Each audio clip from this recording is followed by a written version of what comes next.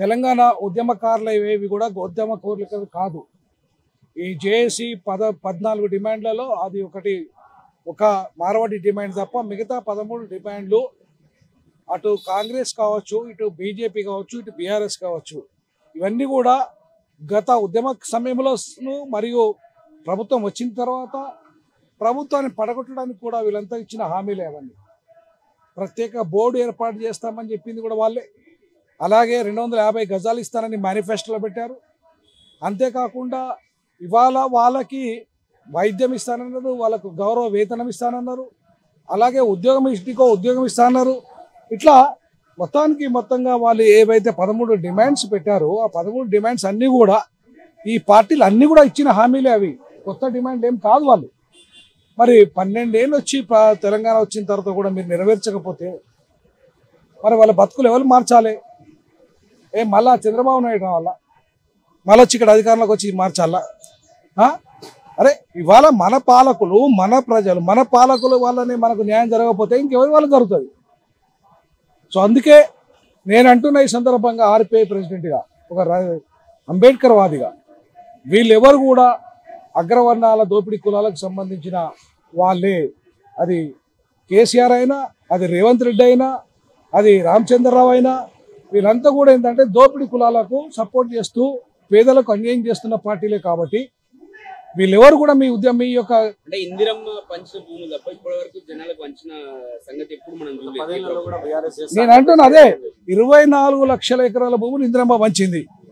ఆ పంచిన భూముల మీద విచారణ కమిటీ ఎందుకు వేస్తలేవు రేవంత్ రెడ్డి? అవి వాళ్ళ చేతులు లేవు, ఇప్పుడు పేదల చేతి దగ్గర లేవు. అంత భూస్వాములు మీ రెడ్డి, వెలమ, కమ్మ అంతా కొట్టేసిన వారు. మరి వాటి మీద ఎందుకు విచారణ చేపడతలేవు? కాళేశ్వరం మీద మేము స్వాగతించినాం. మరి దీని మీద కూడా ఇంత పెద్ద స్కామ్ ఇది, ఇన్ని లక్షల కోట్ల స్కామ్ ఇది. అట్లాగే లిడ్ క్యాప్ భూములు చంద్రబాబు నాయుడు ఉన్నప్పుడు అది మాదిగలకు, దళితులకు లిడ్ క్యాప్ భూములు అవుతాయి. ఈ రోజు వరకు కూడా ఆ లిడ్ క్యాప్ భూములు ఏమైనాయి?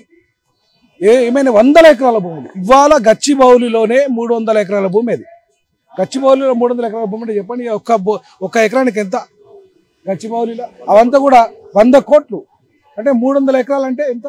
3 లక్షల కోట్లు. 300 కోట్ల 300 కోట్ల 3 లక్షల కోట్ల 3 లక్షల కోట్లు అంత విలువ చేసే భూములన్నీ మీరు అంతా ఎవరికి ఇచ్చారు? ఏమైనా ఆ భూములు? మరి వాటి మీద ఎందుకు విచారణ చేపడతలేవు? నువ్వు 1,00,000 కోట్ల రూపాయల కాళేశ్వరం మీదే ఇంత తతంగం చేస్తున్నావే. మరి ఇంతకంటే దారుణమైన స్కాములు కదా ఇవి, పేదలకు సంబంధించినవి కదా. వాటి గురించి నువ్వు మాట్లాడవా? ఖచ్చితంగా నీకు నిజాయితీ ఉంటే, చిత్తశుద్ధి ఉంటే కాళేశ్వరం మీద కమిషన్ వేసినట్టుగానే లిడ్ క్యాప్ భూముల మీద, అసైన్డ్ భూముల మీద కమిషన్ అయ్యి. అంతేకాకుండా దళిత బంధు కూడా పెద్ద స్కామ్. అది ఎందుకు అంటున్నా అంటే ఒక్క నియోజకవర్గంలోనే, అంటే ఆయన ఏం పేరు, మన ఈటల రాజేందర్ నియోజకవర్గంలోనే నువ్వు 53,000 కోట్ల రూపాయలు పంచినావు. అవునా? తర్వాత రాష్ట్రం అంతా పంచినావు. అది కూడా కొన్ని లక్షల కోట్ల రూపాయల స్కామ్ జరిగింది. దాంట్లో చేసిండ్రు, ఖచ్చితంగా చేసిండ్రు. వాళ్ళకి స్కామ్ జరిగింది. వాళ్ళకి ఎవరికి పేరుకి ఇచ్చింది తప్ప ఎవరికి కూడా అక్కడ వాడి షాపులు పెట్టుకోలే. మరి దాని మీద కూడా విచారణ. వాళ్ళ డిక్కీ పేరు మీద ఇప్పుడు ఏదైతే దళిత ఛాంబర్ ఆఫ్ కామర్స్ ఉన్నదో దాని పేరు మీద ఇవాళ అది నోడల్ ఏజెన్సీగా ఉన్నది దళిత బంధుకు. మరి ఇవాళ ఒక్క ఇంటికే, కుటుంబానికే మొత్తం 250 వెహికల్ ఎట్లా పోతాయి? ఒక్క కుటుంబానికే, నర్రా రవికుమార్ కుటుంబానికి 250 వెహికల్ ఎట్లా పోతాయి? మరి దాని మీద కూడా విచారణ చేపట్టు. నేనేమంటున్నా, ఇవాళ మీరు అంబేద్కర్ అంటే విలువ లేదు, మీకు రాజ్యాంగం అంటే అసలే విలువ లేదు. అలా మీ రాహుల్ గాంధీ రాజ్యాంగం పట్టుకొని తిరుగుతుంటాడు పొద్దుస్తమానం. ఎవరినా మనం మిమ్మల్ని నేను 10 ఏళ్లలో ధరణి పేరు మీద మొత్తం లక్షల కోట్ల రూపాయల దగా జరిగిన దాని మీద మేము కొట్లాడినాం, మీకు అధికారం ఇప్పించినాం. మరి ఏమైంది? ఆ లక్షల కోట్ల రూపాయల స్కామ్లో వాళ్ళని ఇంతవరకు ఒక్క ఎఫ్ఐఆర్ కూడా ఎందుకు నమోదు చేయలే? నువ్వు కాళేశ్వరం మీద ఒక్క ఎఫ్ఐఆర్ కూడా ఎందుకు నమోదు చేయలే? కాళేశ్వరంలో అవినీతి జరిగింది అంటున్నావు కదా, మరి ఎఫ్ఐఆర్ నమోదు చేయి. మళ్ళీ సిబిఐకి ఎందుకు అప్పచెప్పినావు? అవసరమైంది. నీ దగ్గర ఉన్నది కదా ఆల్రెడీ పోలీస్ యంత్రాంగం ఉంది, నీ దగ్గర సిట్ వేసినావు, నీ దగ్గర ఏసీబీ ఉంది, నీ దగ్గర సిఐడి ఉంది, నీ దగ్గర మొత్తం యంత్రాంగం అంతా ఉంది. నువ్వు కమిషన్ వేసినావు, కమిషన్ రిపోర్ట్ ఇచ్చింది. ఆయన మళ్ళీ తీసుకుపోయి మళ్ళీ నీ దగ్గర ఏమో నీకు చేతకానట్టుగానే మళ్ళీ కేంద్రానికి అప్పచెప్తావా? అంటే ఇదంతా డ్రామా. ఇక్కడ తెలంగాణ ఉద్యమకారుల విషయానికి వస్తే చనిపోయిన కుటుంబాలకు లేకపోతే కేసులున్న వాళ్ళకు మాత్రమే మేనిఫెస్టో వర్తింపజేస్తామని చెప్పి ప్రభుత్వం చెప్తుంది. మరి మిగతా వాళ్ళ పరిస్థితి చాలా నేనేమంటున్నానంటే ఇవాళ మీరు ఒక రెడ్డి కుటుంబానికి 5 ఎకరాల భూమి ఉండాలి, నేను అధికారానికి వస్తే ఉంటుంది అని చెప్పి ఆయన అన్నాడు. మరి మిగతా వాళ్ళకి ఉండదా భూమి? వాళ్ళ కేసులు వాళ్ళ నా మీద 17 కేసులు పెట్టిండ్రు, అరెస్టులు చేయలే, ఓయిలో ఉంటుంది నా మీద కేసులు. అయినంత మాత్రాన నేను అరెస్టులు ఎందుకు చేయలేదు అంటే నేను ఒక ప్రొఫెసర్గా ఉన్నా కాబట్టి నేను చేయలేదు. నాతో పాటు చాలా మంది ప్రొఫెసర్ల మీద కేసులు పెట్టిండ్రు. ఇప్పుడు చాలా మంది మీద పెట్టిండ్రు, వాళ్ళని అరెస్ట్ చేయలే. అంటే కోదండరాం మీద అరెస్ట్ ఒకసారి జైలు పోయినా కోదండరాం రెడ్డి.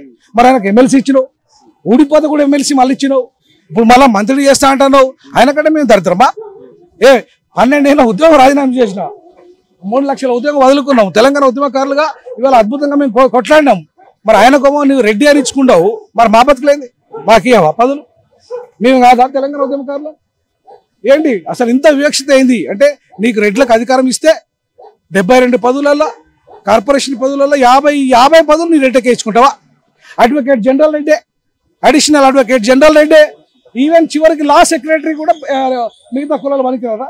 లా సెక్రటరీ అంటే ఆఫ్టర్ ఆల్ ఒక డిస్ట్రిక్ట్ జడ్జి ఇచ్చే పదవి. మిగతా కుల బీసీ ఎస్సీ ఎస్టీ లెవెల్ లేరా? మళ్ళీ ఆయన తీసుకొచ్చి రేటింగ్ పెడతావా? అంటే ఇది ప్రజాపాలన, దగాపాలన. ఇవాళ నేనంటున్న ఈ సందర్భంగా నిజంగానే మేము కేసీఆర్ నియంతృత్వాన్ని, దగాను, దోపిడీని తీసుకుపోయి ఇవాళ వద్దని చెప్పి కొట్లాడి మీకు అధికారం అప్ప చెప్తే అంతకంటే దుర్మార్గమైన పరిపాలన చేస్తే మరి మిమ్మల్ని ఎందుకు ఉంచాలి అధికారంలో? కాబట్టి రానున్న రోజుల్లో నేనంటున్న ఈ సందర్భంగా మనం బీజేపీ, బీఆర్ఎస్, కాంగ్రెస్ ప్రత్యామ్నాయంగా ఈ బహుజన శక్తులన్నింటినీ ఏకం చేసి వాళ్ళు ఒక రాజకీయ శక్తిగా ఉండి ఈ పార్టీని దగా చేస్తున్న పార్టీని, మా బతుకుల మీద దగా చేస్తున్న పార్టీని ఓడించి తీరుతాం. భవిష్యత్తులో ఈ ఉద్యమకారులకు రావాల్సిన వాటి మీద కొట్లాడి తీరుతామని సందర్భంగా తెలియజేస్తాం. మార్వాడి గోబ్యాక్ నినాదాన్ని 100% సపోర్ట్ చేస్తాం. కానీ ఒక్క మార్వాడే కాదు, మొత్తం ఉత్తరాది వాళ్ళంతా దోపిడీదారులంతా ఉత్తరాది మొత్తం ఉన్నారు. దాంట్లో పంజాబీలు ఉన్నారు, దాంట్లో ఢిల్లీ వాళ్ళ ఉన్నారు, హర్యానా ఉన్నారు, ప్రతి వాళ్ళు దోపిడీదారులు ఉన్నారు. అలా అందరూ దోపిడీదారులకు వ్యతిరేకంగా కొట్లాడతాం. లోకల్ వాళ్ళకు 75% ప్రతి మార్వాడి షాప్లో ఉద్యోగం ఇవ్వాలి, కంపెనీలో ఉద్యోగం ఇవ్వాలి, ఫార్మా కంపెనీ. ఈవెన్ నేను అంటున్నా రామోజీ ఫిలిం సిటీలో 70% లోకల్ వాళ్ళకి, తెలంగాణ వాళ్ళకి ఇవ్వాలి. అలాగే రెడ్డిస్ ల్యాబ్స్ ఆయన తీసుకొని చందారెడ్డి అని పెట్టుకున్నాడు, అందులో కూడా తెలంగాణలోకి అన్ని బీసీ ఎస్సీ ఎస్టీలకు ఇవ్వాలి, 70% వాటా ఇవ్వాలి. అలాగే మొత్తం ఉత్తరాది వాళ్ళు ఎవరైతే కంపెనీలు పెట్టారో, ఎవరైతే ప్రైవేట్ బ్యాంకులు పెట్టారో వాటిలన్నింటిలో కూడా ప్రైవేట్ రంగంలో కూడా 75% ఈ తెలంగాణ బీసీ ఎస్సీ ఎస్టీలతో పాటు తెలంగాణ ప్రజలందరికీ ఇవ్వాలి. తర్వాత నువ్వు వెరకనిచ్చుకో. సో మార్వాడీలు ఇవాళ చట్టం తెస్తుందంటారా ప్రభుత్వం? ఖచ్చితంగా తేవాలి. మేనిఫెస్టోలో పెట్టింది కాంగ్రెస్ పార్టీ, మేనిఫెస్టోలో పెట్టింది అది. 75% లోకల్లోకి ప్రైవేట్ రంగంలో మేము రిజర్వేషన్ ఇస్తాము అని ఇచ్చింది, లోకల్లోకి జీవో తెస్తామని తెచ్చింది. మరి ఎందుకు అమలు చేయట్లేదు మీరు? 2 ఏళ్ళైనా మరి ఇంతమంది 2 కోట్ల మందికి ఉద్యోగాలు ఇస్తారా మీరు? ప్రభుత్వ ఉద్యోగాలు ఇస్తారా? ఇవ్వలేరు. కాబట్టి ప్రైవేట్ ఉద్యోగాలు ఇవ్వాలి కదా. మరి ప్రైవేట్లో 5% కూడా లేవు. మనం తెలంగాణలో ఐటీ స్కిల్ లేదు, స్కిల్ నేర్చుకోండి అని చెప్పేసి అరే మార్వాడీలు అంటే తాగి పండుకుంటున్నామని, అవునా? అంటే ఇవాళ తాగి పండుకుంటున్నామా? అరే ఇవాళ ప్రపంచానికి ఈ హైదరాబాదు కోవిడ్ మందు ఇచ్చిందండి. ఇదే హైదరాబాదు ప్రపంచానికి ఐటీ రంగాన్ని ఇచ్చింది. ఇదే హైదరాబాదు ఇవాళ ప్రపంచ ఫార్మా రంగాన్ని ఇచ్చింది. ఇవాళ ప్రపంచంలో ఫార్మా రంగంలో నంబర్ 1 స్థానంలో తెలంగాణ ఉన్నది. మరి ఇంకా మేమేంటో తెలియకలో కాకుండా పోయినాం, మేమేంటే తాగబోతులమైనాం. మా కేసీఆర్ మరి గంటకోసారి తాగుతాడు, మరి పరిపాలకుడు కాదా? మరి 10 ఏళ్ళు పరిపాలన చేసిండు, అంటే ఆయన పరిపాలన చేసే సామర్థ్యం లేనట్టు ఆయనకు. అదే అంటున్నా నేను, రేవంత్ రెడ్డి ఇవాళ ఇంత అవమానపరుస్తుంటే అంటే నువ్వు తెలంగాణలో పుట్టలేదా? తెలంగాణడు కాదా? నీ అస్తిత్వం లేదా? అసలు నీకు ఇజ్జత్ లేదా? అసలు తెలంగాణ వాడు నువ్వు ఈ సీమాంధ్ర సంకరాకినావు కాబట్టి తెలంగాణలో తిడతాడు, సపరేట్ కూకుంటున్నావు. నీకు ఏమాత్రం సిగ్గు శరం ఉన్నా కూడా రేవంత్ రెడ్డి ఇవాళ మార్వాడీల మీద తగిన చర్య తీసుకో. ఎవడు పన్ను కడతలేడు, ఒక్క వస్తువు మీద పన్ను కడతలేడు వాడు. జిఎస్టీ అసలు కడతలేడు. దేశద్రోహం పరిపాలన, రాష్ట్రానికి పన్ను కడతలేడు వాడు. మొత్తం కల్తీ వ్యాపారం, డ్రగ్ వ్యాపారం చేస్తాడు వాడు. మరి ఇవాళ అట్లాంటి మార్వాడిని సపోర్ట్ చేస్తావు నువ్వు? అంటే బీఆర్ఎస్ పార్టీ తెలంగాణ తెచ్చిన బీఆర్ఎస్ పార్టీ కూడా దీనిపైన కేసీఆర్ మాట్లాడుతుంటే అందరికి సూట్ కేసులు ఏ పార్టీ కూడా స్పందించలేదు. సూట్ కేసులు పోతున్నాయి. మా బండి సంజయ్ సూట్ కేసులు మొత్తాండు, చెప్పులు మొత్తాండు, మిగతా వాళ్ళ పరిస్థితి కూడా సూట్ కేసులు మొత్తాండ్రు. అందుకే మాట్లాడతలేరు. మాకు ఆ పరిస్థితి అవసరం లేదు. మేము ఎవరి సూట్ కేసులు పోయాం, ఎవరికి తలవంచం. మేము బాబాసాహెబ్ అంబేద్కర్ వారసులుగా ఈ దేశానికి ఈ రాజ్యాంగానికి మాత్రమే తల ఉంచుతాం. కాబట్టి ఇవాళ మీరు ఈ దోపిడీదారులను, ఈ మార్వాడి, గుజరాతీ, ఈ ఉత్తరాది దోపిడీదారుల యొక్క దోపిడీని మీరు నిలదీయకపోతే మేము తెలంగాణ తెచ్చుకున్నది ఎందుకు? మాకు లోకల్లో వాటా రాకపోతే, మాకు ఉద్యోగాలు రాకపోతే భవిష్యత్తులో 70% ప్రైవేట్ రంగంలో ఉద్యోగాలు ఇవ్వాలని చెప్పి భవిష్యత్తులో మేము పోరాటానికి నాంది పలుకుతాం. ఖచ్చితంగా నిరుద్యోగ పక్షాన్ని నిలబడతాం. గ్రూప్ 1 ఎగ్జామ్ ఏదైతే మీరు కండక్ట్ చేశారో ఇమీడియట్లీ మళ్ళీ వాల్యుయేషన్ చేయడానికి 10 రోజుల కంటే ఎక్కువ పట్టదు. 10 రోజుల కంటే ఎక్కువ పట్టదు. రీవాల్యుయేట్ చేసి అందరికీ న్యాయం చేయండి. అట్లాగే రిజర్వేషన్లను కూడా మొత్తం బీసీ ఎస్టీ ఎస్టీలకు తగు న్యాయం చేసే విధంగా తిరిగి మళ్ళీ వాళ్ళకు సెలక్షన్లో కూడా పునర్పరిశీలించి ఇవాళ న్యాయం చేయాల్సిందిగా సందర్భంగా డిమాండ్ చేస్తాం.